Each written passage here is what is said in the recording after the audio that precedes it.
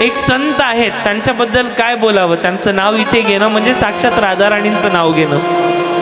तुम्ही सगळे बघत असाल, एक पिवळ्या रंगाचे कपडे घालतात प्रेमानंद महाराज।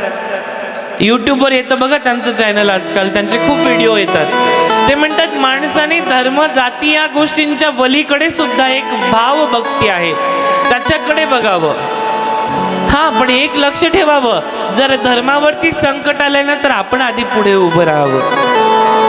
भजनामध्ये भावभक्ती निर्माण करण्यासाठी भरपूर काही आशा अपेक्षा असतात। कोण चुकीचं आहे हे दाखवू नका, कारण त्या चुका आधी आपल्यामध्ये असतात। दोष पाहणं हा सुद्धा एक दोष आहे, पण आपल्या लेकरांना धर्म शिकवणं हा सुद्धा एक प्रापंचिक परमार्थिकतेचा साधक साधन आहे, हेही लक्षात ठेवा।